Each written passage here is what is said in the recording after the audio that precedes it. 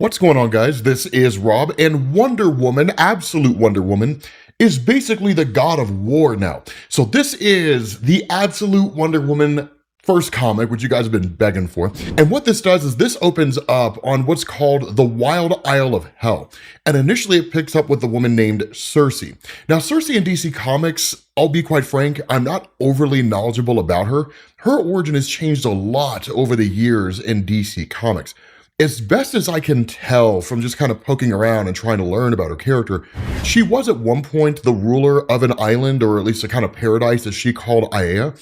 Apparently she had killed her husband and ultimately was exiled to this lone island because of that. But again, her origins shifted a lot over the years. And in reality, it's not overly important because she's not really the main focus of this story. In fact, it really is just kind of designed to show what it looks like when Diana herself is just kind of raised in hell. And so what ends up happening is that because the sun never shines in this place, that suddenly Apollo arrives, right? The messenger of the Greek gods. And Apollo drops Wonder Woman off to her. Now, these are where things get really, really interesting here, because traditionally you guys are aware of the fact that Wonder Woman is of the island Themyscira, that she's an Amazon, that whole history. What's really cool about this is it really feels like Kelly Thompson is drawing a little bit on like Greg Rucka's DC Rebirth run, right? Where you guys learned, or where we all learned that like Wonder Woman had never actually been back to Themyscira and all that kind of stuff. It was all an illusion in her head and everything like that. At least that seemed to be the case. It was a phenomenal run, right? Greg Rucka, that guy's got his finger on the pulse of Wonder Woman, but so does Kelly Thompson, son, because when Apollo drops Diana off, literally Circe asks, like, why would you bring a baby here, right? Like, what's the point of doing something like this? Like, this is a place of punishment. What could this baby possibly have done to deserve this kind of punishment? This baby is Diana, Princess of Themyscira. She is the last of the Amazons, and she has been taken from them by my father Zeus as punishment for their crimes against the gods. Her home is now hell. You are her warden. She may never again be reunited with her Amazon sisters, and they will be imprisoned for eternity when their service to my father ends. And you may never say the word Amazon again. And so literally Apollo opens his mouth, right, as the messenger of Zeus, and the voice of Zeus emerges simply saying, from here forth, the word Amazon is banned. So I decree. And in fact, it's so extreme that Circe cannot say the word. Now, the intention here is that because Circe cannot say the word Amazon, the word will, of course, never be taught to Diana, because you can't teach what you don't know. And if you can't speak the word, she can never learn the word. And so the question that Circe's kind of left asking here is like, this is hell. Like, what if it dies in this place? And the response of Apollo, the gods don't care, right? This is where she belongs now for however long she is, right? Until she basically dies. And that's where things are kind of cool, because what ends up happening is Circe takes her in and Circe raises her. But the big kicker about this is that there are these almost kind of like Hercules elements in this story, which is one of the reasons why I love what Kelly Thompson does, right? Like in the Trials of Hercules, right? The 12 labors of Hercules, one of the things that happens is that he and his twin brother are attacked by a snake, or really a couple snakes, and Hercules grabs them both and chokes them to death. In this story, Wonder Woman just like grabs the serpent and just sends it flying, right? Just throws it. But it's one of these things where it's designed to kind of show that she is this almost Herculean type character in terms of the role that she will play. And in reality, right, like when you look at Wonder Woman as a character in DC Comics, there are incredible similarities between her character and the character of Hercules. And so as Diana's here as a baby, she's kind of learning the nature of this place in the sense that like a small little dragon approaches her, and initially it kind of breathes like little baby dragon fire. But ultimately, like Diana picks it up, kisses it, and her mother says, right, like she's going to learn the hard way with that one. He'll singe off all her hair next time. And it's one of those things where because this is a place of testing and this is a place of torment, there are hard lessons to learn here. Now, a lot of these lessons are kind of learned off panel. We don't necessarily see them, but the bigger question that we're kind of left asking here, which hopefully Kelly Thompson will answer in due time, what happened with the Themyscirans and Zeus? What transpired, right? Because for the most part, it's kind of like an alliance between the Amazons of Themyscira and Zeus himself. And honestly, depending on what era of comics you're reading, the other Greek gods as well. For example, like in the post-crisis landscape, right after Christ on Infinite Earths, one of the things we learned was that Themyscira and the women on it, that they were basically just clay bodies that were fashioned by the gods. The souls that inhabit them were women that had been killed over history by men, and they would be reincarnated. They'd be selected, right, which one could appear, but they would be reincarnated in those physical bodies. Now, of course, that origins changed a lot, and there's all kinds of adjustments that have been made since, the late 1980s. But the fact is, right, like something happened here, and I'm really excited to find out what it was. But what we get is this really, really cool monologue, right, from Cersei, where she kind of talks about everything that's happening and explaining, right, what this entire situation's like. And she says, plenty of things tried to kill her, at least us. But there was no overwhelming force of creatures bent on her destruction as I'd feared, and she had a quality that softened even the most treacherous beasts. And I don't just mean all little creatures and demons and lost souls that drifted to her. How you fall in love with a child is by raising it. And so you switch over to this conversation, right, where in effect, Wonder Woman's really just kind of being taught magic here, right? As she says, like, this boy is hurting this tree. I don't like it. And her mother says, that's part of the lesson, Diana. And the question's asked, why doesn't the tree understand what's happening? And the response of her mother is, maybe it does, and it simply accepts it. And Diana responds by saying, but it's all dead, Mom. And that's what her mother says. It just looks dead, darling. We can get it back. It just needs love. And that's where Diana adds in magic, and her mother says, well, yes, everything needs magic. And it's a really fascinating lesson there, because there is this almost kind of like childlike philosophy in the sense that if you are attacked by a thing, then it would make sense that you would try to defend yourself against that thing. And really, that's just human nature, right? I mean, for the most part, you don't just kind of sit around letting yourself be attacked by things, right? You defend yourself, fight or flight, that kind of thing. But the idea that this tree in this lesson is just kind of allowing itself to be attacked is kind of representative of the idea of like predestination, right? Accepting one's fate, recognizing its fate in the greater cosmos of existence, and knowing that everything that dies comes back again. Now, it may very well be referencing an actual Greek mythology story. I don't know what that story would be. I'm not super knowledgeable about Greek mythology, but what you do is you transition over to the lesson that Diana's learning about the nature of the word Amazon. And she says, Mother, there is a word. And the response of her mother is, okay. And she says, do you know this word? And the response of her mother is, what is it? You have not said it. And Diana says, I'm not sure that it's a real word. And the response of her mother is, it's real if you say it. And so Diana's kind of like, okay, perhaps. And so this is kind of hinting on like the word Amazon. Now, one of the cool things about this is that over time, it's going to be more and more of a pull towards Diana. This idea that her being an Amazon is an intrinsic part of herself. And it's a really, really cool kind of like philosophical idea that we'll talk about here in a little bit.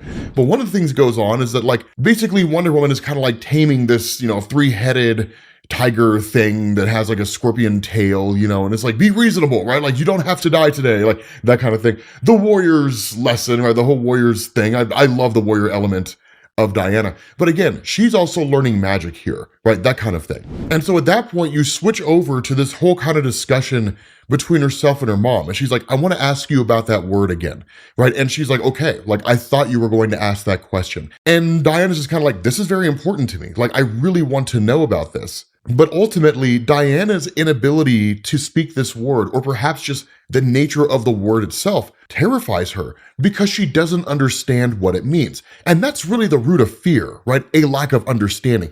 I don't know what will happen, therefore I'm afraid of doing this thing, right? If we knew the outcome of everything we ever did and everything we ever said, fear wouldn't exist, right? Because we would know exactly what to do to avoid the unknown.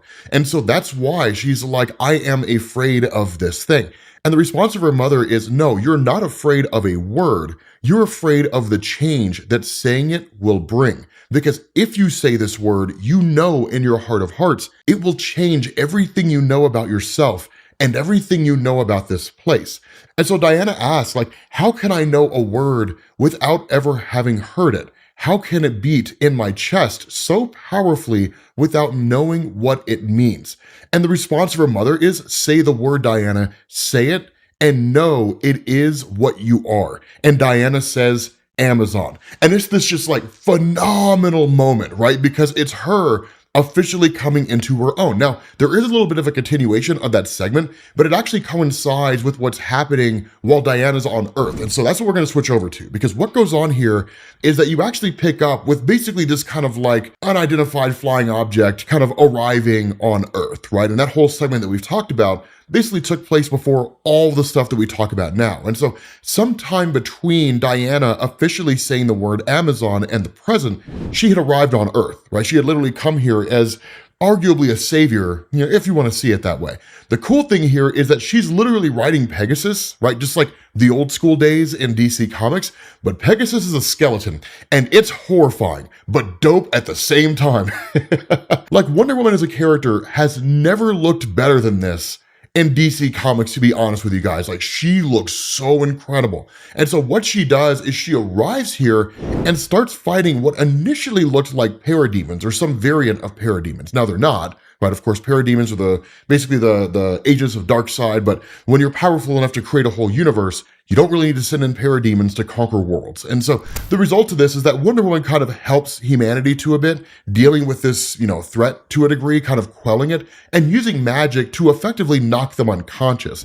But that's when she approaches a soldier and she's like, "Are you in charge here?" And he just kind of fumbles a bit and she's like, "Okay, that's a no, right? Your lack of confidence shows it's a clear no. Where's your superior?" And he points her in the direction of where her superior is. But she tells him these are not the main threat, right? One, they're unconscious, right? They're not defeated. And two, they are a representation of something bigger that is coming. And in that moment, this just gigantic creature emerges and comes out of this kind of obelisk, and then immediately begins the process of talking to Wonder Woman, right? And literally she tells him you're not welcome here, Harbinger Prime, right? This world will defend itself. I stand before you with the mythical Athena blade, forged by Hephaestus himself.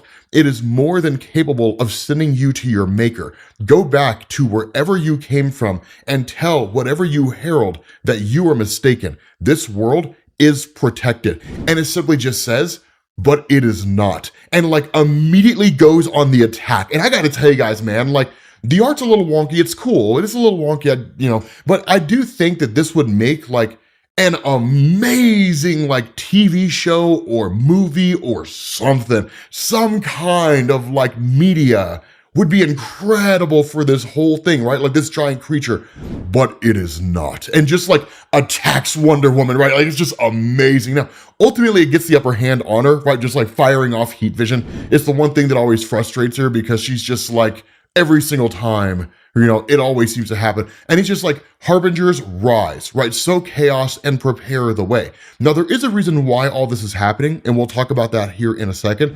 But Wonder Woman goes on the attack again, right? And it says we warned you, right? We will destroy you, but seemingly it can't. So that's when you switch over to the segment, right, that we just ended, where Wonder Woman says Amazon for the first time, because she's kind of flashing back to this whole upbringing that she had. Right? And so she's talking to her mom and she's like, "What does it mean, mother, the word Amazon?" And she says, "It's simply what you are, Diana. You are an Amazon." And she's like, "What was that?" And she's like, "What was that?" Right? What was an Amazon? And her mother simply says, "When Apollo first brought you to me, he banned me from ever saying that word." And she's like, "Why? Why would they do that?" And her mother's like, "Why indeed, my darling girl? That's the question." And so literally Diana's just they don't want me to know that I'm an Amazon. They took me from them and tried to stop me from knowing what I was. Why? And that's what her mother says, because the Amazons had a job to do. They protected the world above from the oldest of monsters, which want only to feast on it. Without the Amazons, the world above never makes it this far. Without them, maybe this is the end. Or perhaps you will say your name again and become what you were always meant to be. And it's just this incredibly powerful moment, because she's like, "Amazon, I'm an Amazon." And her mother's like, "Again." And she's like, "Amazon." And she's like, "Again." And she's like, "Amazon," right? And it's just the coolest thing, because she walks up on Harbinger Prime with what's probably the dopest monologue that I think we've ever gotten from Wonder Woman, right? She's like, "I am Diana of Themyscira, last of the Amazons, daughter of Circe, princess of hell, Witch of the Wild Isle, and you will not have this world while I still draw breath. Not only that, it looks like she's wielding the lasso of truth, but it's red, not gold. So I want to know what this thing does. So where we left off with the first issue from a little while ago, and we're actually going to cover 2 and 3 at the time that we're making this video, that Wonder Woman basically came across some harbingers. And we still don't know a whole lot about her. All we really know is that instead of being raised by the Amazons, she was sent away, seemingly taken by Zeus and dropped into hell, and raised by Circe in hell instead. Now, there is a really cool caveat when it comes to Wonder Woman and these new powers that she has, which is that she's deeply embedded in magic. And we'll talk more about that as time goes on, because really Kelly Thompson is drawing on the old William Moulton Marston run of Wonder Woman from the Golden Age, where there was a lot of magic involved. But again, we'll cross that bridge when we get to it here in a second. Instead, these harbingers that she faces off against, she initially, as we saw at the end of the last video, kind of told them who she was, right? Like, I am Diana of the Amazons. This world is under my protection. She never explicitly calls herself Wonder Woman, which is actually something that's seemingly going to change in this video going forward. But the harbingers reject her initial statement that they have been brought there for a purpose and that they are going to fulfill that purpose. And so Wonder Woman, of course, takes it to them, pretty much as you would expect. But this is where a lot of the magic starts to come into play. And it's one of the cool elements here. Over the years in DC, what they've done is they have kind of restructured Wonder Woman to kind of highlight more of the popular elements of her character over the years in DC's history, which basically meant that I wouldn't go so far as to say she was distilled down into like a female Superman analog, but most people loved the idea that she was like just this incredibly strong and powerful Amazonian woman that kind of had her own story and history and whatnot. So a lot of these magical elements of her character fell to the wayside. It's not to say they didn't appear from time to time, but you never really saw it like this, where the magical elements of her were on full display for the world to see. Instead, most of the magic that Wonder Woman had was invoked by like the various artifacts that she had her bracelet, she had her lasso of truth, different things along those lines, right? But to see her actually practicing magic and using magic against various forces, it is a great throwback to the golden age of Wonder Woman comics, way back in like the 30s and 40s. And so what you end up doing here is when she finally overcomes these harbingers, it's with her throwing the lasso around them. But again, while we're not really given the true nature of the lasso, just kind of inferring what it is happening here contextually, it's not one that draws truth, that forces a person to speak honestly. Instead, it seems more like a lasso of power that's designed to force one to either obey or to force one to recognize her strength, right? It's really more of a offensive weapon than a defensive weapon. And so that's why when she overpowers this Harbinger Prime, the leader of these Harbinger beasts, she tells them, right? Like, leave here and I will let you live. Do not come back. Whatever beast sent you here, give them the same message. If they come here, they will come across me, right? Diana, protector of this world.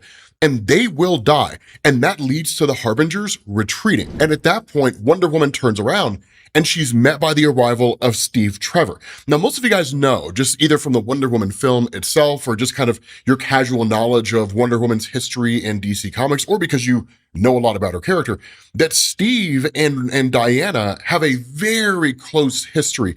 And in every iteration of DC's reboots, right, the New 52, Crisis on Infinite Earths, and everything in between, that whenever it is that Wonder Woman arrives on Earth for the very first time after leaving Themyscira or wherever it is that she comes from in that rebooted landscape, Steve Trevor is the first human she meets. And more often than not, Steve Trevor meets her in her land and ultimately, by some manner, brings her to Earth. Now, what's going to be cool here is that she's not going to arrive on Earth the way that you expect. Instead, Steve Trevor arrives on the Wild Isle, right down in hell. And much like what you would expect from the Wonder Woman mythos, right? Of course, she appears there and, he's like, Steve Trevor's just like, tell them I'm sorry and just kind of babbling to himself to a degree. And the Hydra tries to take him, right? Now, we'll see the Hydra here in a little while, and it's by no standards of measurement like a huge significant thing, but it is kind of cool to see. But Wonder Woman essentially uses a kind of magical spell to seemingly heal him of his injuries. And then when the Hydra tries to snatch him, she just runs in, grabs him, and then takes off and brings him back to her mother. Now, one of the big things that's cool here, right? This is one of the things that I love about this. It's in stark contrast to what you would normally see in the Wonder Woman mythos. Because when a man appears on the island of the Amazons, he's not supposed to be there. It is an island where men are not supposed to be at all. One, because the Amazons don't want them there. And two, because by the decree of the gods, there should be no men there. And so the result is that the Amazons usually just like kill men on sight. You're right. After or either that or the men die from, death by snoo, which isn't a bad way to go. But when it comes to these, when it comes to Wonder Woman bringing him here, instead of the kind of rejection you would see on Themyscira with Hippolyta, the queen of the Amazons, and so on, her mother doesn't really reject Steve, but doesn't really welcome Steve. If anything, she's more just kind of curious about what's going on. Because Diana, being very young and being very headstrong and really just kind of impulsive to a degree, is like, I found him by the shore, right? Like, bring the Cerberus fur. It's the warmest. We have to bring this guy back, right? We have to take care of him, because Wonder Woman sees that while his life is his own, he's a thinking, sentient being, he can make his own decisions, that she saved him. Therefore, it's her responsibility to make sure that he survives. And so ultimately, Steve Trevor just kind of wakes up. And when that happens, Diana just kind of explains what's going on, right? He's kind of like, okay, so I thought I heard you speak Greek. And she's like, yeah. And he's like, but we're not in Greece. And she's like, I wish we were. And so the exchange is really cool, because he says, so where are we? And she says, we're in my home. I live here with my mother, Cersei. And he says, right, but where is that? And she's like, this is going to be hard. You're in the underworld. And that's where it's like, wait, I'm in hell? And she's like, essentially, yeah. And he's like, I'm dead? So it's really just kind of hilarious the way this little bit is written here. But she's like, not exactly, right? And that's one of the important distinctions to understand when it comes to, even with DC Comics, the idea of other dimensions and things like that. Just because you arrive in an other dimensional place, which would be normally depicted within human mythology as heaven or hell or something like that, does not necessarily mean that you are dead, right? It's just kind of one of the big assumptions that humanity makes, really due more to their lack of understanding of higher dimensional planes than anything else. And so when you have someone like Steve Trevor from humanity who shows up in hell, he immediately assumes that he's dead. Why else would you be there? And so ultimately Diana's like, I'll give you a minute to just kind of acclimate. But there really is this kind of amazing moment between kind of Cersei to a degree and Wonder Woman herself, because, her mom's just kind of give him time, right? I mean, it is a huge shock to find out that you're in the underworld and basically hell, right? And just kind of operating on this assumption that you're dead, but not really knowing if it's true or not, because Steve Trevor doesn't remember what happened, and Wonder Woman and them, of course, weren't there when it happened. So no one knows for sure how it was that he got here. And that's why she's like, why do you think he's here? And the response of her mother is, I don't really know. And so that's where Diana's like, do you think it's some kind of a trap or something like that? Or maybe a gift? Who knows? Neither of them know. Now, that's when her mother figures out that even if Wonder Woman is not, romantically smitten by Steve Trevor, she's curious about Steve Trevor. And so, of course, that leads to Steve showing up and kind of offering an apology for him sort of, acting out to a degree in the way that he did. He wasn't belligerent in any meaningful way, right? But common courtesy is, I am in your house, therefore I will treat you and your house with respect, right? That kind of thing. And so it's just kind of cool, right? Pleasure to meet you. But notice, there's no real rejection here on behalf of Cersei when it comes to Steve. And that is really one of the huge differences between how Cersei conducts herself and how things function down here in hell than when it comes to the Amazon culture itself back on Earth. And so it's really fascinating, right, to see how this works, because Steve is just kind of like, okay, will you give me a tour of this area? And so again, as we kind of follow this backstory here, there is a little bit of a chemistry between the two of them back and forth, right? For example, Steve Trevor is just totally swept up in Diana's eyes and how beautiful she looks. But then he's also kind of like, you're very tall, And again, because Diana hasn't really been socialized with people, she doesn't really understand the nuance when it comes to humans communicating with each other, right? Body language, different things like that, right? Kind of the subtle onset of flirtatious behavior, things along those lines. So where he's like, you're very tall, right? That's kind of inviting one of these conversations with, maybe it's a compliment, maybe it's not, more curiosity than anything else. And for her, it's just, a statement of fact, right? We're of similar height. And he's like, yes, but I'm also very tall. And in my world, there are almost no women as tall as you are. And she's like, does this matter? And he's like, actually, no, it doesn't really matter at all. It's like, well, then let's talk of something else, right? So kind of small talk, right? And of course, if you're anything like me, small talk drives you crazy. It's an absolute waste of time. But small talk basically makes people comfortable with having more significant conversations with you. So you got to play that mundane game. And so once they're past the small talk and they start talking about things that actually matter, then it's just kind of like, okay, tell me about your world. And Steve Trevor doesn't really give her a whole lot of information here. One, because he's still kind of processing everything that's going on. But it is one of these things where it's kind of like, okay, he didn't expect to come here, right? That's literally what he says. Like, I mean, I don't want to brag, Diana, but I didn't think hell was where I was headed. And Diana makes this really interesting observation. She's like, I mean, does anybody ever actually expect to go to hell? Like, everybody thinks they're a good guy, even when they're a bad guy. So what it really shows here is that while Wonder Woman is isolated down here in the realm of hell, there's still a lot of wisdom when it comes to her understanding of people in general. Because truth to tell, you don't need to be like surrounded by people and spend your life with people in order to really understand people, right? That's the entire study of anthropology. You can learn the nature of human behavior through science. And in fact, you can really condense human behavior down to nothing more than a series of algorithms, right? And so what you end up doing is jumping back to this modern day right now, right? Where they're in Gateway City. And that kind of picks up with the here and now, right? The events as they're transpiring. And so Steve Trevor takes Wonder Woman to his commanding officer, because again, with these harbingers seemingly having shown up out of nowhere, that the National Guard kind of military presence appeared here, basically to try to keep the city safe and so on and so forth, the normal response you would expect. And this is where Kelly Thompson nails Wonder Woman and really depicts her the exact same way that Greg Rucka did. Because as much as I love Kelly Thompson as a writer and as amazing as her Wonder Woman work is in DC Comics, Greg Rucka is the gold standard when it comes to writing Wonder Woman. I'm sorry, but that's just the way it is, right? That guy nails it every time he writes her character. And so there's this moment when she's talking to the commanding officer and like, he's just sort of pissed off, right? Because he sees her as kind of an anomaly, right? She shows up out of nowhere and she like basically takes over the entire situation and then deals with the Harbinger threat. And in a lot of ways, it makes him as a commanding officer feel kind of, thrown under the bus to a degree, right? Like she basically went over his head, essentially, as far as the situation goes. And that's why she says, I understand your position, Commander. I am an outsider and an element that you cannot control, and that frustrates you.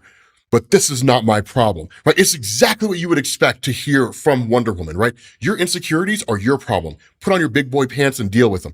My problem is that monsters are coming and I am only one woman, but I will coordinate with you to the best of my ability so that we may save more lives together. This world is not prepared for what is coming for it, and you will need my help. But please understand that any effort to fashion me into yet another arm of your military-industrial complex will simply not be tolerated.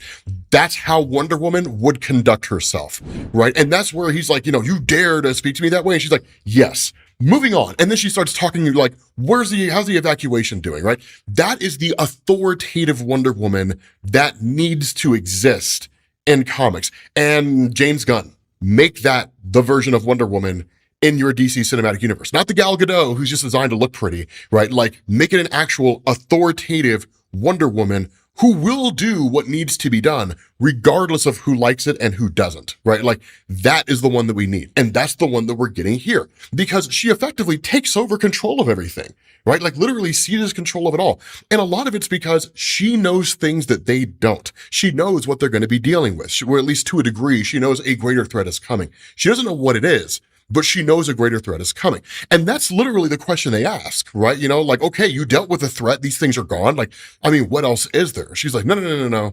These are harbingers, right? Harbingers are messengers of a thing to come, right? So they were literally just carrier pigeons, effectively, for what it is that's coming here. They are not what you need to worry about. What you need to worry about is what sent them here. And that's where they're like, okay, so when will it be? Like, what will it be? And she's like, I don't know what it's going to be, but I know it'll probably be here within an hour. And you need to evacuate the entire city, right? It's kind of nuts. Now, of course, again, this commander starts yelling at her again and so on and so forth. And that's when she just like stops him dead in his tracks and is like, are you finished?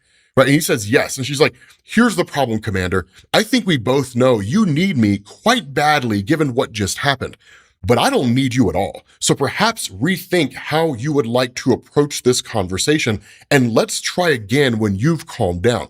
Hopefully that will be before any more innocent people have lost their lives. I'll be outside feeding my horse. That's the important thing to understand here, guys. It's the old phrase, dance with the one who brung you, right? Like, do not screw over the hand that feeds you. And that's really what it is, right? Like, they need Wonder Woman more than she needs them. And so what happens if they piss her off to the point where she's like, you know what? I'm good, right? You do your thing. I'm going to head back home. Best of luck to you. Peace, right? And just leaves humanity to their fate. Now, again, a lot of what we don't know with regards to the Absolute Universe is whether or not Absolute Superman and Absolute Batman all share this same Earth, and how far along they are on their respective journeys relative to Wonder Woman. It's what's happening in Absolute Superman happening at the exact same time that this event is transpiring, or is Absolute Superman already his guy? Has Absolute Superman even presented himself to the world yet? There's a lot of things that we don't know as far as how the timelines line up. And I simply say that to say, this could be a circumstance where if Wonder Woman just walked away, there is no absolute Batman yet, and there is no absolute Superman yet. So there's no one to save humanity. And so that's when, once she leaves and she goes out and does her own thing, that there's like this noise that happens when she's there with Steve Trevor. And she's like, oh my God, right? And there's this kind of, almost awestruck type fear that comes across her face as the entire city is nearly paralyzed by this sound. And she's just like, Mother, protect me in dangerous waters. Goddess, guide my hand, righteous and true. Sisters, if I do not find you in this world, I will find you in the next. For now, I have seen the face of the Tetracide, and none who see it shall survive. And they ask her, like, what is this? And she's like, death personified. And where initially they expected to evacuate the city within a mile range of the beach, she's like, you need to evacuate the entire city. And it's like, you have 40 minutes to do it. Now, here's the cool thing about this, right? Here's what makes this so dope, is because for a moment, while all this is going on at the Gateway Museum of Natural History, what you do is you pick up with Barbara Minerva, the woman who would historically become Cheetah. Now, we don't really know how her story is going to unfold, considering the fact that the whole of the Absolute Universe is a universe created by the god Darkseid. So we have no clue what her origin would look like, or if she would even become a hero or anything in that capacity. Instead, it kind of just tells us her character exists. And in fact, she's going to become pretty important to Wonder Woman as we get further along into this story, if only because of what she represents. Instead, you switch back to Wonder Woman herself, right? And they're just like, what did you do? And she's like, just some magic to slow it down and to buy us some time. The Tetracide is very resistant to magic. My mother would have been more effective, but at last, we only have me. And what she does is she basically starts to explain what this thing is. And I'll be honest with you guys, man, this Tetracide sounds horrifying, right? So she's like, before you leave, and you should all leave immediately, it's important I tell you how the Tetracide kills so that you could potentially find any hope of fighting it after it has killed me. And they're like, killed you? And she's like, I don't know how much more serious I can be about this situation. Please listen. Tetracide, it means quite literally the four killer. It kills in 4 ways: death of fear, death of mind, death of body, and death of soul. And that's where one of the guys is like, death of fear doesn't really sound so bad. And she's like, that's where you misunderstand. And that's why I'm glad I'm telling you this, because if you operated with that assumption, you guys would never have a chance in the first place. She says, the death of fear is our greatest danger, given that it is emerged in a heavily populated area. Because what the Tetracide means by death of fear is that you are no longer capable of feeling fear when you see it, and you are instead drawn to it, because it is a kind of evolutionary imperative that human beings experience fear and go into a fight or flight mode, right? 250,000 years ago, a million years ago, whatever, 2 cavemen were walking along a path and they both heard a rustling in the bushes, and the one who ran away lived longer than the one who went to go investigate, right? And ever since then, we've developed a kind of fight or flight response to things that we don't understand. And so it's a safety measure right? Just kind of built into the human gene memory. I don't know, like whatever you want to call it, right? The evolution of humanity. But when that goes away, then suddenly you're susceptible to everything, right? And so she says, very soon after you lose your fear of death, that the tetracide will begin to emanate a sound. It will be loud and sharp, and it will travel for miles. And when people hear that sound, they will be drawn to it, like bees to honey. They will do anything to be with the sound. They will walk right into the tetracide's jaws, where one by one, they will die in agony, a death of mind, of body, and soul. And the death of soul, I don't want to be dramatic, but the people who are crushed to death in the race to the tetracide's maw will be the lucky ones. Because more often than not, right, like you die, and within the DC mythos, your soul travels to any one of a number of places depending on how you lived your life. But your essence continues on. For your soul to be consumed, you would spend eternity in agony, right? Like eternity being digested. And that's why she says, anyone who manages to survive the sound touching the tetracide will begin to destroy your mind, making you incapable of resisting death of body quickly follows as it ingests you, and death of soul, that pretty much explains itself. So please, for the love of Hera, leave this place and run if you can. And so initially, Wonder Woman goes to fight this thing, but understand, it's not her flying in blindly and attacking this creature.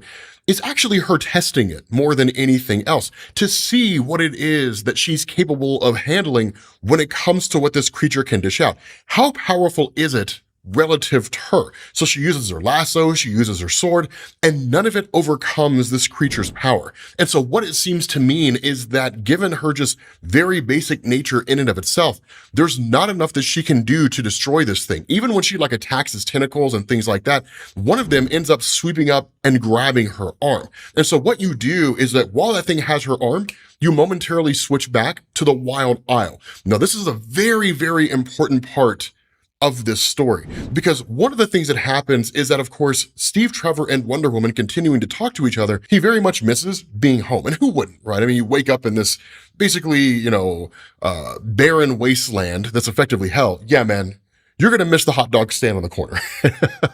And so what ends up happening is that Wonder Woman actually finds a book of spells, and her knowing magic as she does, understands them. And so she basically asks, Steve Trevor to go outside and, take care of something for her.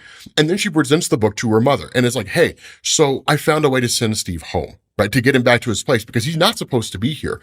And that's when her mother's like, no. You don't understand what you're messing with, right? This book asks for a sacrifice. This sacrifice that you are willing to make is not a small one. And she's like, I know that. I read the book. I'm willing to make it. She's like, then you don't understand the sacrifice that you're being asked to make. And the response of Wonder Woman is, I do. Right? Even so much that when her mother wakes up in the middle of the night and finds Diana just kind of sitting there, right? Like on the bed or on the floor rather, reading over this book, that it's just kind of like, damn, like she couldn't stop thinking about what needed to be done. Because from her stance, right, that Steve Trevor is more of a test than anything else. That if her mother tells her that she is truly destined to be a great warrior, right, that she is a great warrior now and will be a greater warrior still at some point on the line, then how can she fail her first test when some mystery man just washes up on the shores of their island? She has the means to send him home, even if it requires a sacrifice of herself, and she won't make it, right? It's like failing the first real test. How far are you willing to go to protect others, right? Are you a person who says, well, I'm willing to do what needs to be done. I'm willing to do what needs to be done in order to make things better, so long as it doesn't really require anything of me, it's like, so long as it doesn't really take much effort, right? Or are you willing to put it all on the line, right? Are you willing to risk everything in order to become the person that you truly think you are meant to be?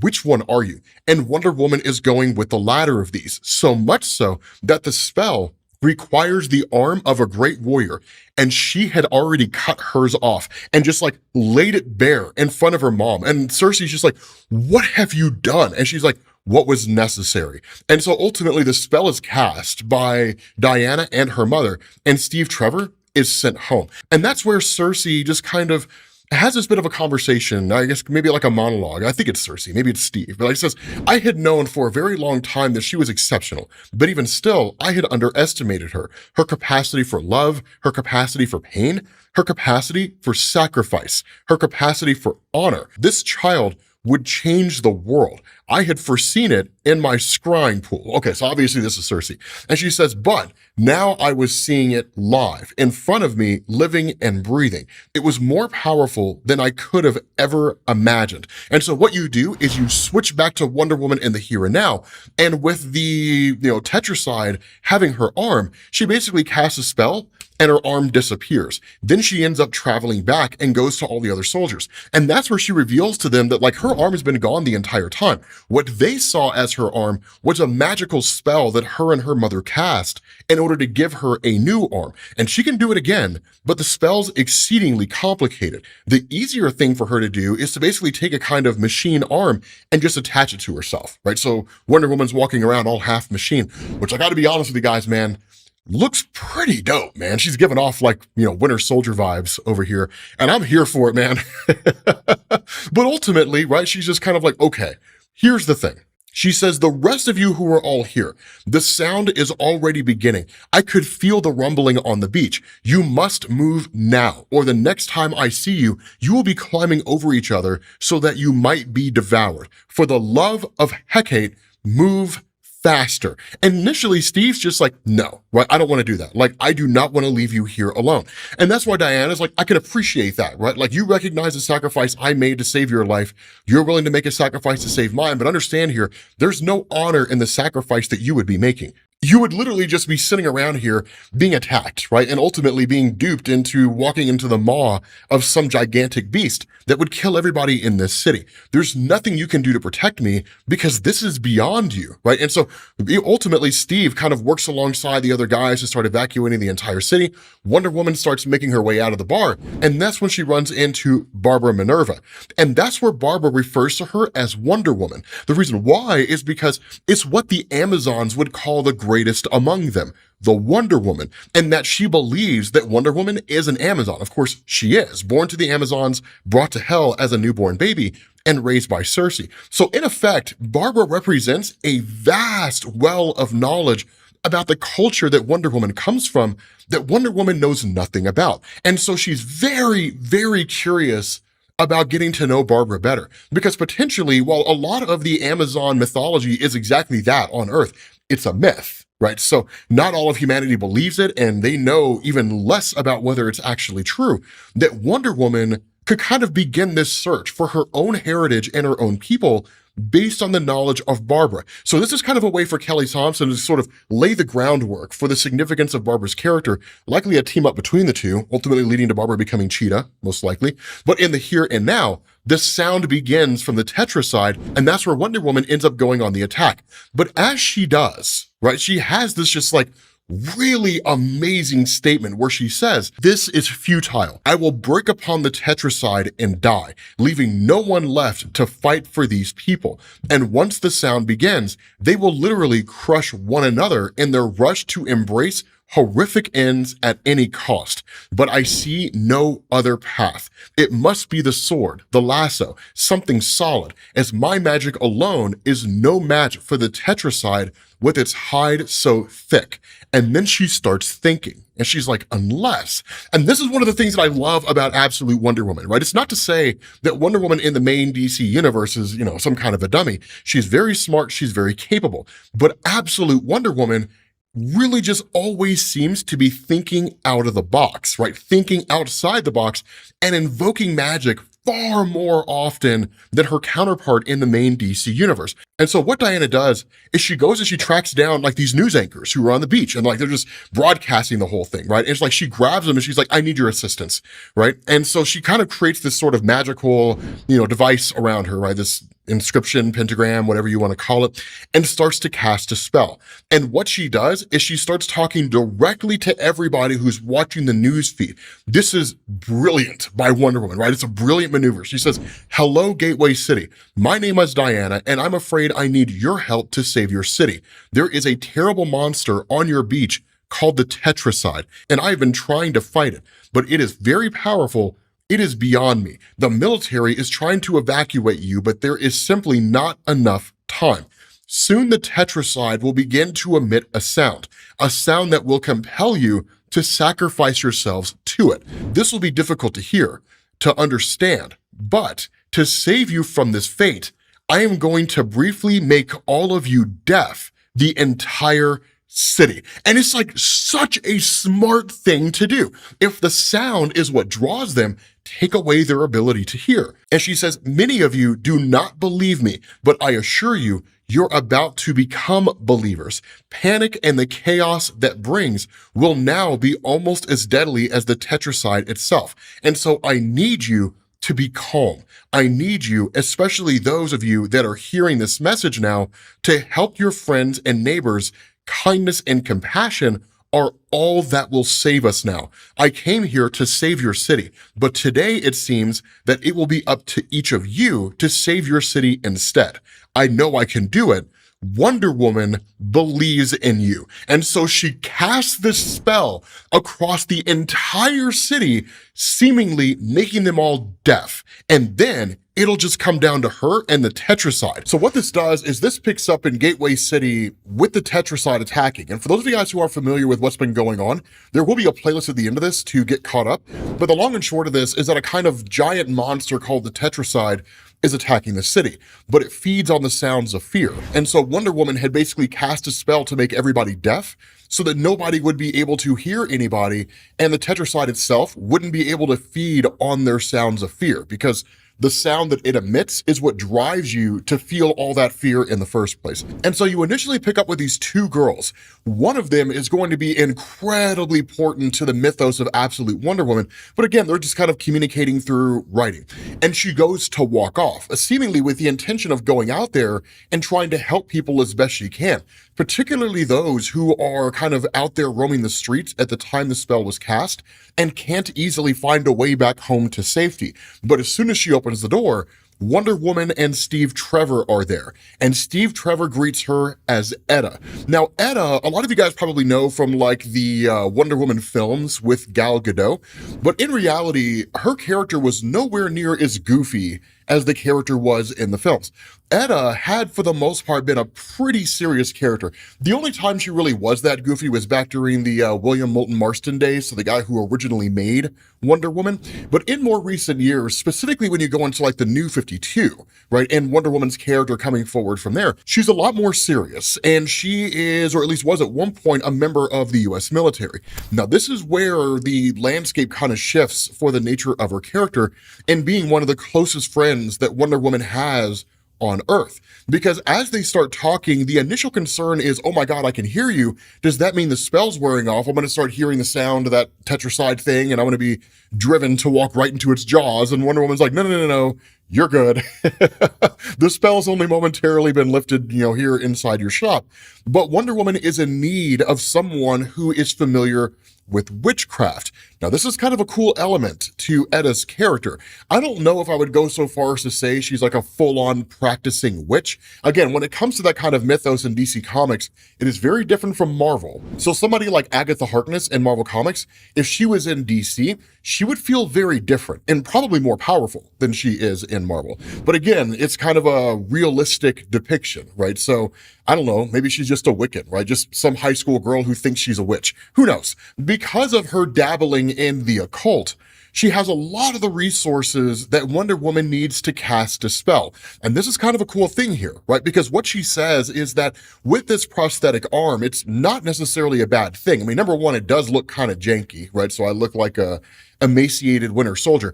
And number two, I need my other arm, right? I need like my actual arm for what comes next. So do you have the ingredients that I need? Now, it's important to notice Wonder Woman does not appear here as like an authoritarian person, right? She doesn't like slam her fist down on the desk and just be like, woman, give me the ingredients I need. Like it's really cool, right? She kind of maintains that element of Wonder Woman that we've always known. She seems a little softer and gentler here in the Absolute Universe. universe than she does in the main DC universe, which is kind of ironic given the fact that this is supposed to be a much harsher and darker reality than the main DC universe itself. So I'm curious to see if this is just kind of going to be a main core of her personality going forward. But still, right, the list of ingredients that she runs off are things like black walnut and yucca root, witch's burr, althea root, vervain, right? Just all these things. I don't know enough about any of this stuff to speak intelligently to what it all means, right? Hemlock is something that I recognize. I guess hemlock, no, that's Nightlock from Hunger Games. That's what killed you. But still, right, it's just these little things here and there, right? All these kind of ingredients that are being pulled together. Now, to a degree, Wonder Woman's kind of flabbergasted, right? Because down in the Wild Isle, right, down in Hell, where she grew up with her mother Cersei, that all these ingredients were incredibly hard to come by. And that's one of the really interesting things about the nature of Wild Isle. Like 9 times out of 10, it's only really being shown as a small locale. And we'll talk more about that once we transition back there here in a minute. It seems to have a lot there, but at the same time seems to have almost nothing there. So each one of these little islands kind of feels like a prison to a degree. But again, like all these ingredients that Wonder Woman needs are just kind of there, right? Just ready and waiting to be plucked out. And it just kind of leaves her a little aghast, like, damn, I can't believe it's really that easy. And so once she has all the ingredients she needs, she asks her, like, okay, this is a beautiful establishment here. Do you have anywhere that is not this cute little quaint shop? And the closest they can get her to is kind of like a storage cupboard to a degree. And she gets in there and she starts to cast this spell. Now, we don't get the process of the spell being undertaken outside of just kind of this depiction of Wonder Woman kind of dealing with it, and that's basically it. But seemingly, it's an incredibly bloody spell that's being done, because it's not simply just the ingredients that were given to her by Etta, it's also some blood from Etta and her sister Gia and Steve Trevor. Now, not a whole lot, seemingly, but just enough. And that's when you jump to the Wild Isle within the realm of Hell, before all of this happened, and before Cersei was even met with Wonder Woman at all. And what ends up happening is this kind of disembodied voice comes out of nowhere, where seemingly Cersei had been experiencing all these visions, right? And this voice says the visions have started then, and where Cersei asks, are you the one that did this? The voice says, that is not exactly how I would put it, but yes, my most devoted disciple, my most beloved of all I have loved. There is a great and powerful game afoot, Cersei, each of us with our roles to play, each of us with our sacrifices to make. The arc of the universe is long, and it should bend toward justice. But at every chance, it does not. Instead, it dies, smothered in its cradle over and over again. No more. A new path has been set, but many were broken to set it. Some minds, some bodies, some hearts. When I too was asked for what was most sacred to me, I could not blink. I would have given you to this cause no matter what. You are not wrong in that. But I could also see what it would be. I could see that only one such as you could raise the hero we would need. And I could also see that her love would change you in ways that you could not have imagined. When I saw that you would defy me to protect her, and where Cersei chimes in and says, no, I never would, this person says, but you will. And that is how I know that in this case, what was right for me, for the world, and for Diana also happened to be right for you. You may look upon me, Cersei, most beloved of my beloveds. Look upon Hecate and know you are blessed and will be remembered. Now, there's two things that you can take from this entire exchange here, and both of them are significant. The first is the nature of Hecate, or Hesate, I'm not really sure how you pronounce that name, within the sphere of magic wielders. Because in DC Comics, she's the goddess of magic and is incredibly powerful in her own right.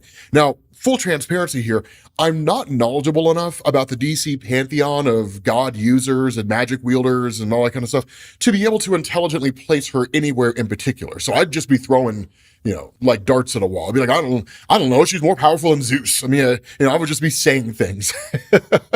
So if you are someone who is very knowledgeable about that, post a comment down below and let me know, because I'm sure, I would, but I'm sure a lot of other people would be really interested to know exactly where they rank within the pantheon of godly beings.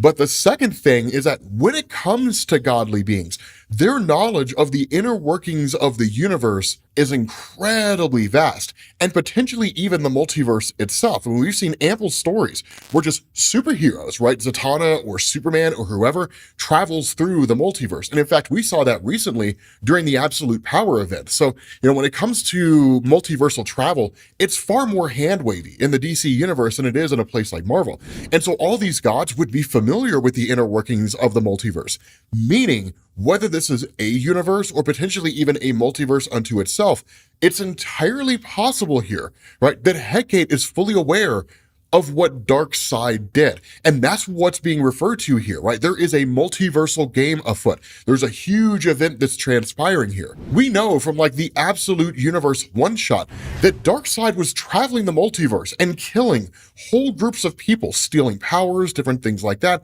in order to expand his abilities and then eventually challenge the Spectre and steal the power of the Spectre and then go on to create this, absolute universe as we know it. So understand, and it's very easy to forget about all of that, understand that while all of this is going on here, presumably the heroes are out there trying to find a way to either end this reality or fix this reality or something along those lines, if they even have the ability to. So again, it's really cool once you remember to kind of step back, right, and take a look at the bigger picture.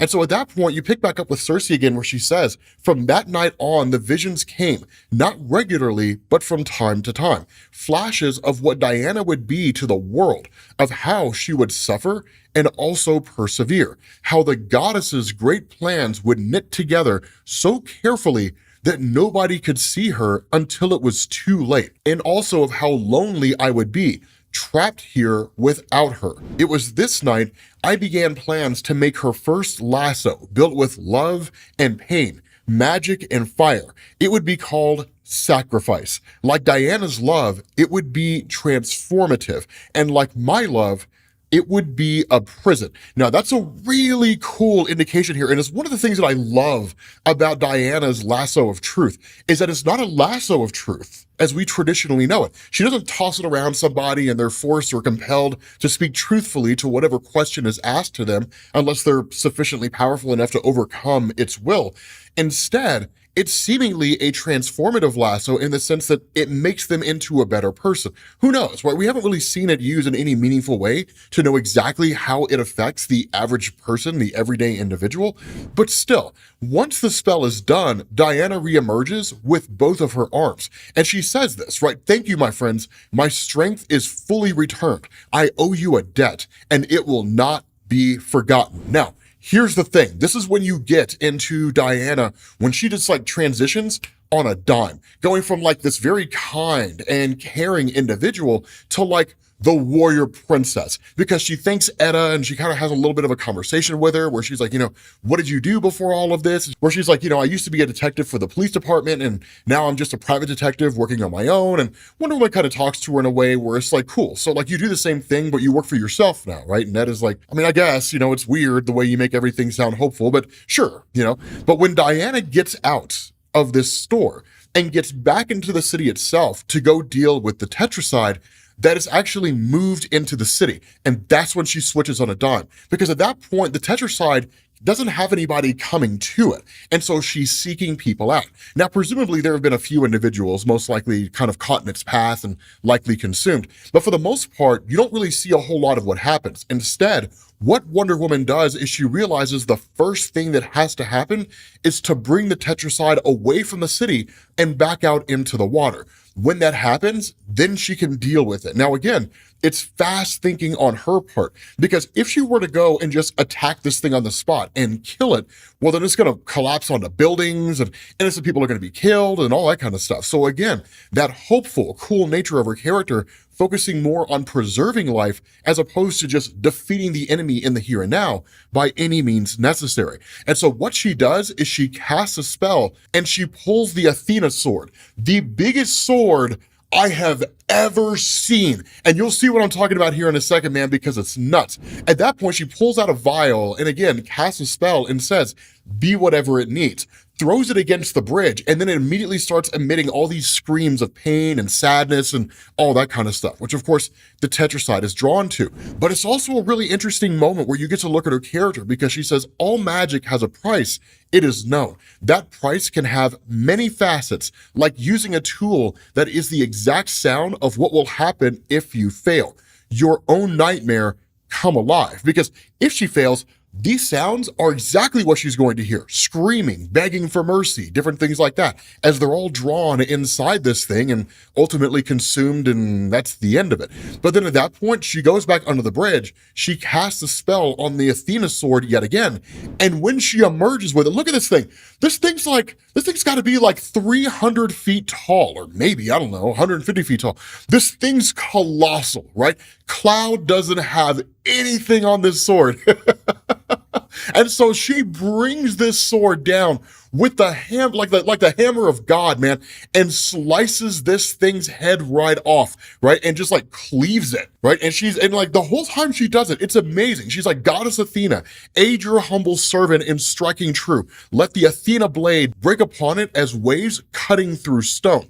Mother, though I am far from home, lend me your strength, your conviction, your indomitable will. And just like kills that thing on the spot. And I love this warrior element of Wonder Woman. I love the way it's done because now the thing's dead, right? It's totally destroyed.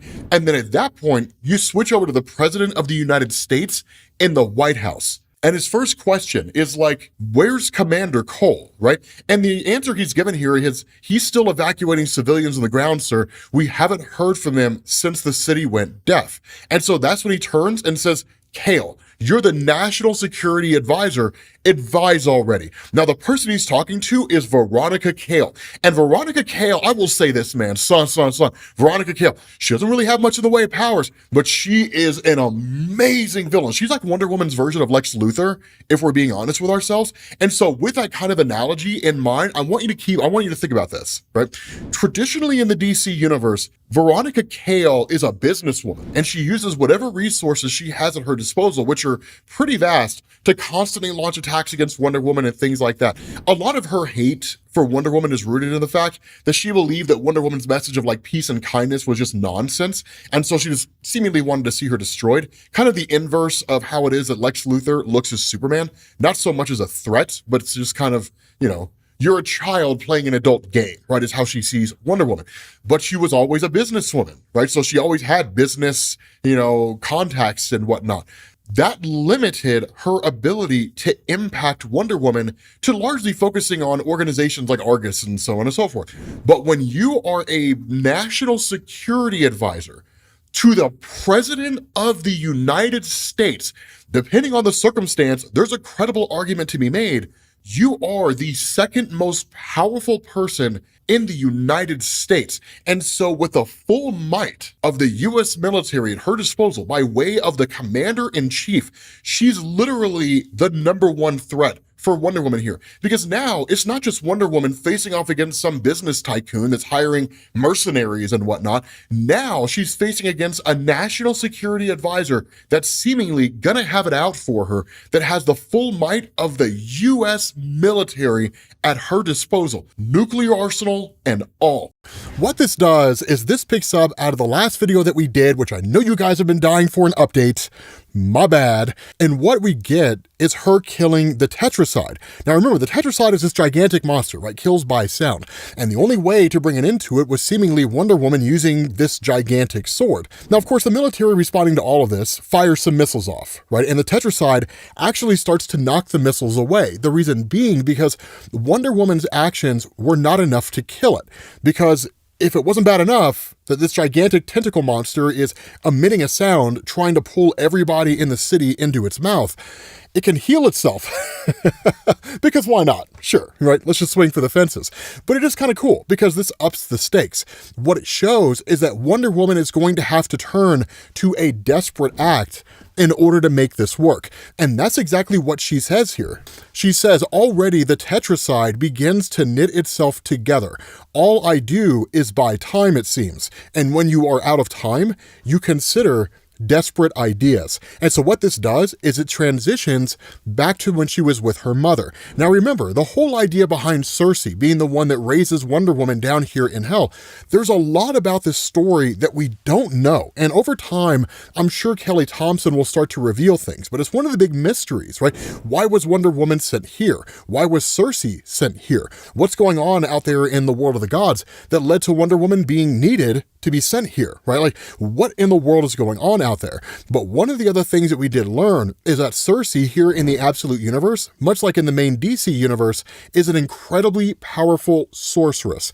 But what's going on here is she basically crafted a weapon for Wonder Woman that Wonder Woman's not entirely sure she knows how to handle. Now, of course, again, this whole exchange takes place before Wonder Woman arrives on Earth for the very first time.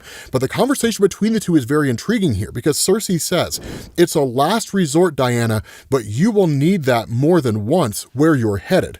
And Diana asks, she's like, "Would it trouble us so to talk about my future in a positive light, Mother?" And that's where Circe corrects her. And she's like, no, you misunderstand, right? I can look into the future and I've seen your future, and I'm sorry if I've given you the impression that your future is negative, because it is not. It is glorious, filled with beauty and horror and danger and opportunity, which is why you will need this. I named her Sacrifice.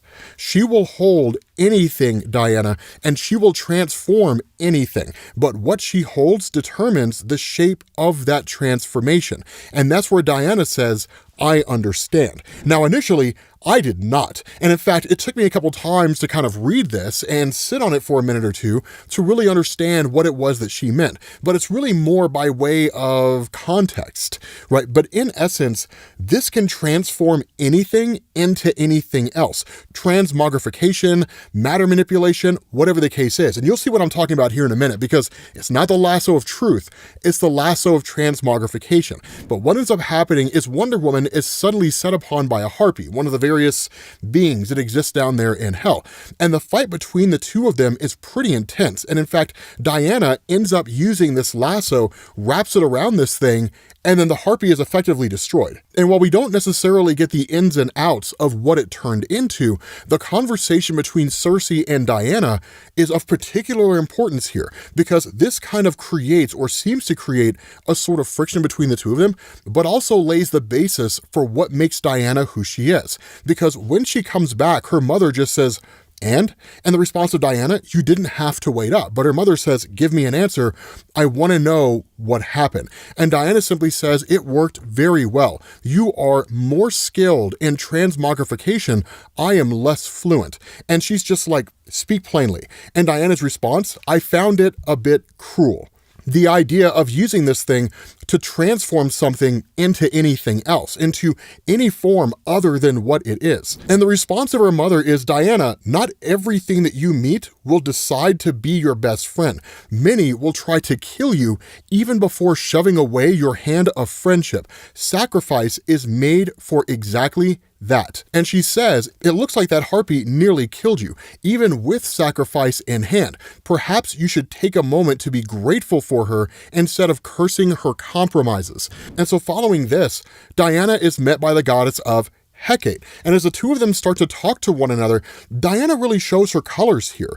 And one of the things she demonstrates is that she is, by all standards of measurement, a tried and true hero. Right now, here's the really interesting thing about this. In comic books, especially in recent years, and when I say recent, I mean comparatively speaking. So over the course of the last 30 years, right, maybe 40, depending on how you want to look at it, in comparison to almost 100 years worth of comics, you have the rise of anti-heroes, and the line between good guys and bad guys has become very morally ambiguous. There was a time when that was not the case. It's called the Silver Age of comics. Good guys were good guys, bad guys were bad guys, good guys beat the bad guys, end of story. And that's kind of the approach Diana takes here, right? That as she's having this conversation with this goddess, Diana says, "Either my mother cannot see the cruelty in this gift she's given me, or she does not care. And Hecate says, you're right. And when Diana asks about which one, she says, perhaps both, but certainly the second. And that's where Diana says, the second scares me more than the first. But Diana is told here, right, that Hecate says perhaps she does not care simply because she knows how to weight things appropriately. And the question's asked of Diana, and I don't. And the answer is, I'm not going to hold your hand and dance around it, princess. If your mother, who knows the future, made you a cruel weapon, I suspect she knows you're going to need it. And Diana counters here, right? She says she does not know the future. She can sometimes see parts of the future. That's not the same thing. And that's where she's asked, right?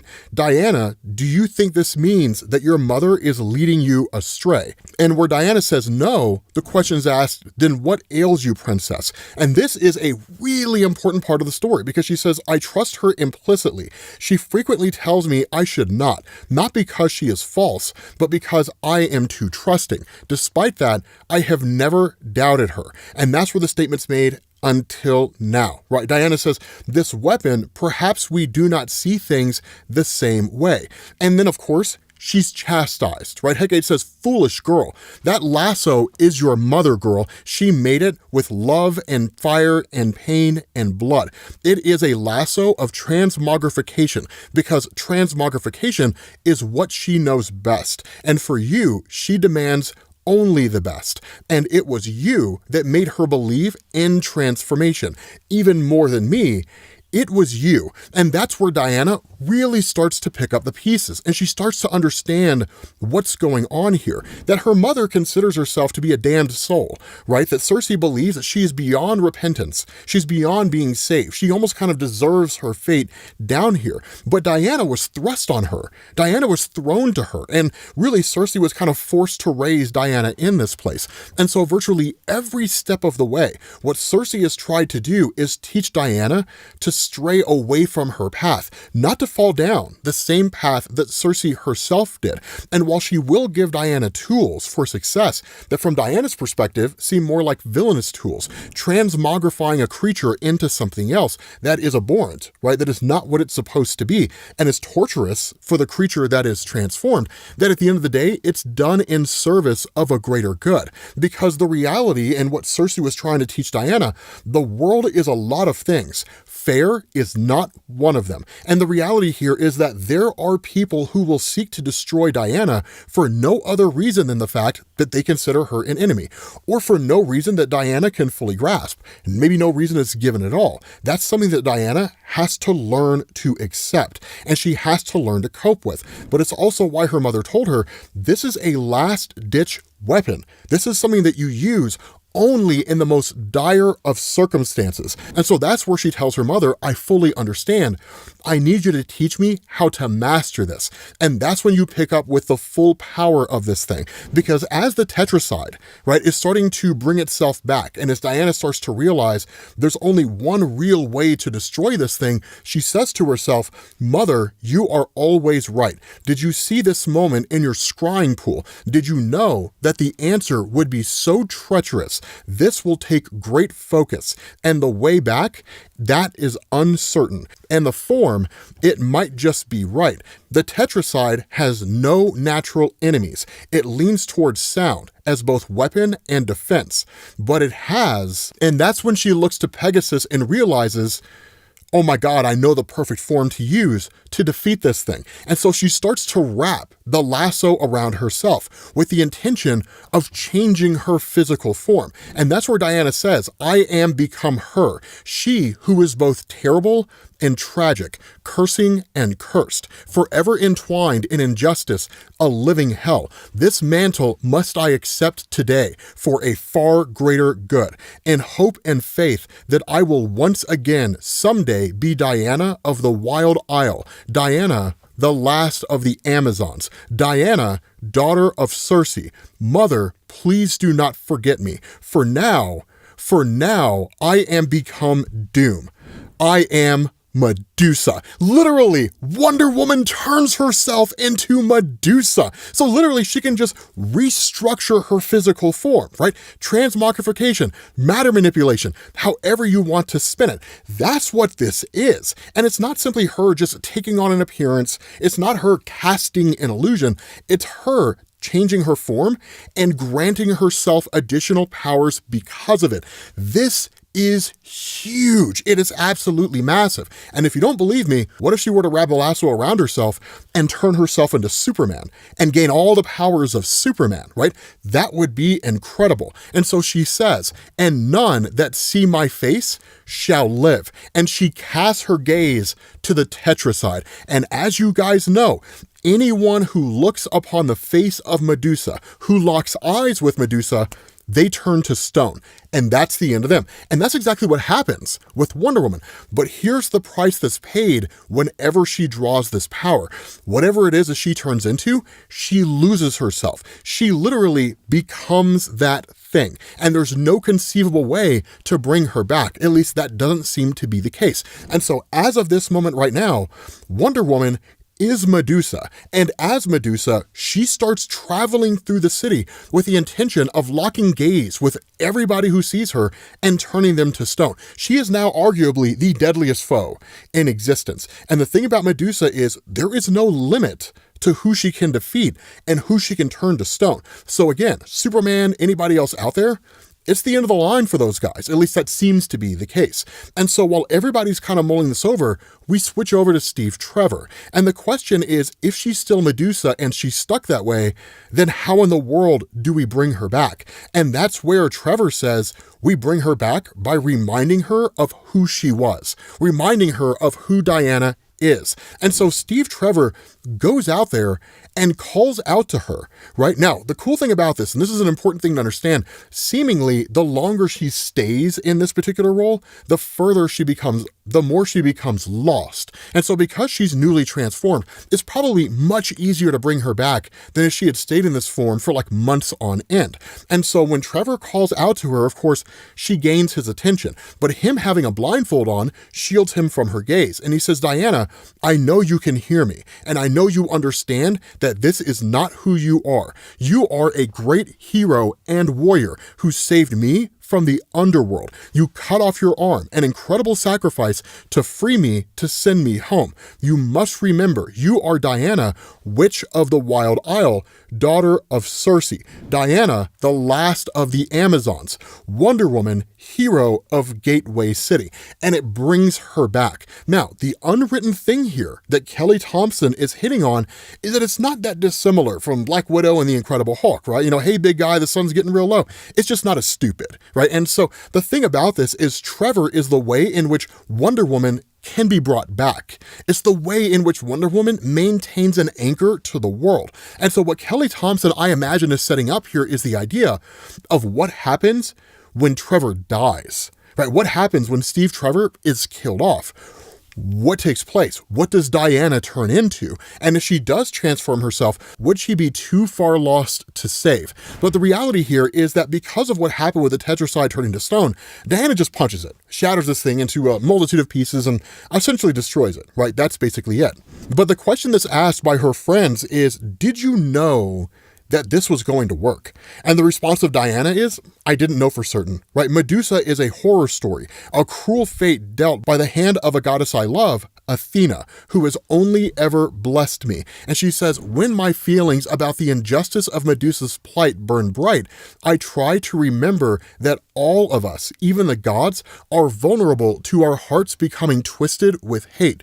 Hate and fear drive us only to the worst versions of ourselves. We need to be better than all of that, every single one of us. And she thanks them, right? You know, thank you for helping me find myself. I am, again, in your debt. And while they're taking this moment to celebrate the whole idea of Diana winning, a hand shoots out from the underground and drags her down to hell. With that being said, guys, we're going to bring this video to an end. A massive cliffhanger.